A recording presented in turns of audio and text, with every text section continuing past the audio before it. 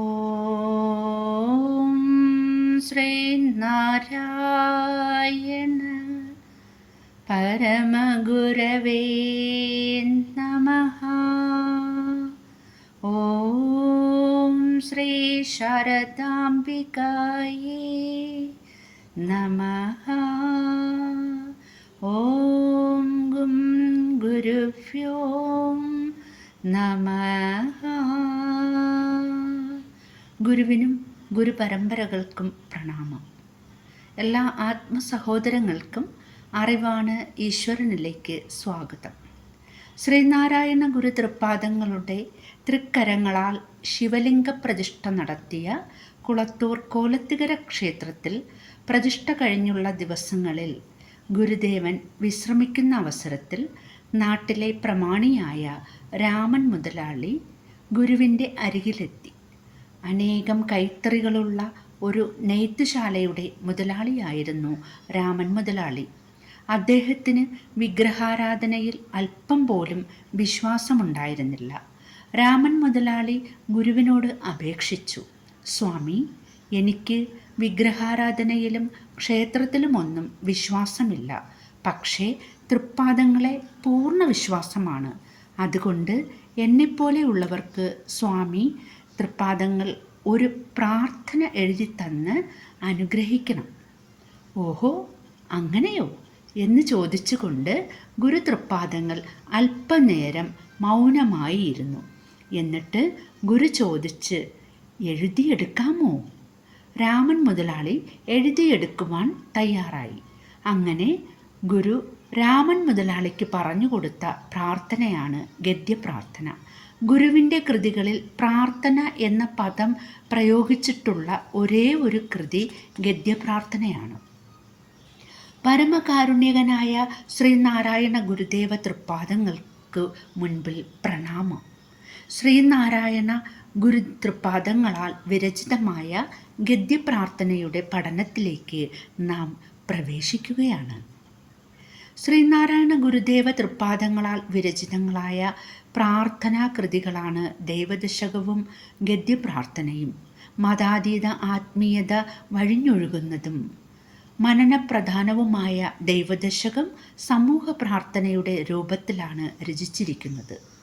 കുടുംബാംഗങ്ങൾക്കും സഭാംഗങ്ങൾക്കും ഒന്നിച്ച് ജപിക്കാവുന്ന ഭജനകാവ്യം കൂടിയാണ് ദൈവദശകം എന്ന സർവമത പ്രാർത്ഥന. ഭജന എന്ന് പറയുമ്പോൾ എന്താണ് ഭജനം എന്നുള്ളതിനെക്കുറിച്ച് ശ്രീനാരായണ ഗുരുദേവൻ ഭക്തി ദർശനത്തിൽ വളരെ വിശദമായി നമ്മെ പഠിപ്പിച്ചിട്ടുണ്ട്. ഒരു ദേവതയെ ഉപാസിക്കുന്നതിന് വേണ്ടി ആ ദേവതയുടെ ഭാവരൂപങ്ങളെയെല്ലാം ധ്യാനാത്മകമായി ജപിക്കുകയും മനന നിധിധ്യാസനാദികളിലൂടെ സാക്ഷാത്കരിക്കുകയും ചെയ്യുന്ന അനുസന്ധാന പ്രക്രിയയാണ് ഭജനം എന്ന് പറയുന്നത്. സാധാരണ നടക്കുന്ന സംഗീത പരിപാടികളെ പോലെയുള്ള ഒരു ഭജനാകാവ്യം അല്ല ഇവിടെ അർത്ഥമാക്കുന്നത്. ഗുരുദേവൻ ഭജനത്തിനും മനനത്തിനും വേണ്ടിയാണ് ഈ കൃതി രചിച്ചിരിക്കുന്നത്.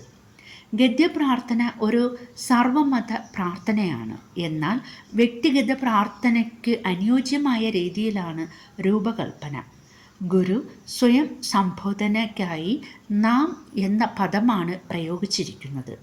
എന്നാൽ ഞാൻ എന്ന ഗുരുവിൻ്റേതായ പദപ്രയോഗം ഗദ്യപ്രാർത്ഥനയിൽ മാത്രമേ കാണാൻ സാധിക്കുന്നുള്ളൂ. ഗൃഹസ്ഥന്മാരായ സർവർക്കും മനനത്തിനും ഭജനത്തിനും വേണ്ടി രചിക്കപ്പെട്ടതാണ് ഗുരു കൃതമായ ഗദ്യപ്രാർത്ഥനയെന്ന് ഇതിൽ നിന്നും സ്പഷ്ടമാണ്. അപ്പോൾ ഓരോ ഗൃഹസ്ഥനും ഞാൻ എന്ന സ്വയം സംബോധനയോടുകൂടി വേണം ഈ ഗദ്യപ്രാർത്ഥന എന്ന കാവ്യത്തെ ഭജനത്തിനും മനനത്തിനും പ്രയോജനപ്പെടുത്തേണ്ടത് എന്നുള്ള ഉദ്ദേശമാണ് ഗുരു ഇവിടെ ഞാൻ എന്ന പദം പ്രയോഗിച്ചിരിക്കുന്നതിൻ്റെ പിന്നിലുള്ള ലക്ഷ്യം. ഏകവും അഖണ്ഡവുമായ പരമ്പൊരുളിനെ പരമാത്മാവ് എന്നാണ് ഈ കൃതിയിൽ വിശേഷിപ്പിച്ചിരിക്കുന്നത്. പുരുഷഭാവം നൽകിയാണ് പരമാത്മാവിനെ വാഴ്ത്തുകയും അർത്ഥനകൾ നടത്തുകയും ചെയ്തിരിക്കുന്നത്. ദൈവമേ എന്ന സംബോധനയിൽ പരമാത്മാവിൻ്റെ പര്യായം എന്ന നിലയിൽ ഈ കൃതിയിൽ പ്രയോഗിച്ചിരിക്കുന്നത് ശ്രദ്ധേയമാണ്. 121 വാക്കുകൾ മാത്രം ഉൾക്കൊള്ളുന്ന ഈ ലഘു പ്രാർത്ഥന മനനപ്രധാനമാണ്. കാണപ്പെടുന്നതൊക്കെയും സ്ഥൂലം, സൂക്ഷ്മം, കാരണം എന്നീ 3 രൂപങ്ങളോട് കൂടിയതും പരമാത്മാവിൽ നിന്നും ഉണ്ടായി അതിൽ തന്നെ ലയിക്കുന്നതുമാകുന്നു. അതിനാൽ പരമാത്മാവല്ലാതെ വേറൊന്നുമില്ല എന്ന പ്രസ്താവനയോടുകൂടി സമാരംഭിക്കുന്ന ഈ പ്രാർത്ഥനാകൃതി എൻ്റെ ലോകവാസം കഷ്ടപ്പാട് കൂടാതെ കഴിഞ്ഞുകൂടുന്നതിനും ഒടുവിൽ നിന്റെ പരമപദം പ്രാപിക്കുന്നതിനും നിന്റെ അനുഗ്രഹം എന്നിൽ ഉണ്ടാകണമേ എന്ന പ്രാർത്ഥനയോടുകൂടിയാണ് ഉപസംഹരിച്ചിരിക്കുന്നത്.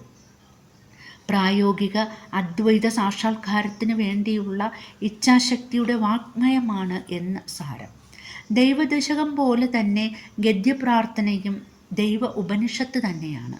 ദൈവത്തെ പരമാത്മാവായി ഭാവന ചെയ്ത് സാക്ഷാത്കരിക്കുന്ന സ്വയംബോധ വൃത്തി ഈ ഉപനിഷത്തിൻ്റെ പ്രത്യേകതയാണ്.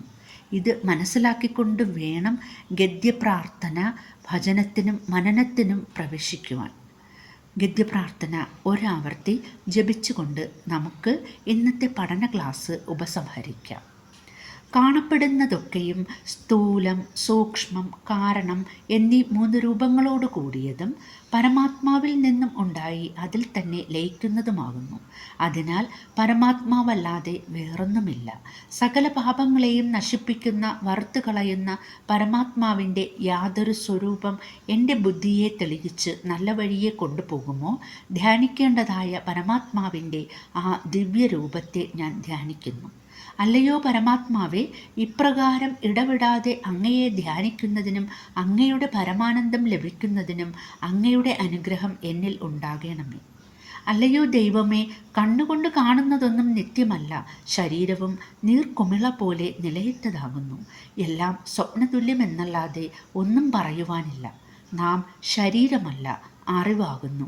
ശരീരം ഉണ്ടാകുന്നതിന് മുൻപിലും അറിവായ നാം ഉണ്ടായിരുന്നു. ഇനി ഇതൊക്കെയും ഇല്ലാതെ പോയാലും നാം ഇപ്രകാരം പ്രകാശിച്ചു കൊണ്ട് തന്നെയിരിക്കും.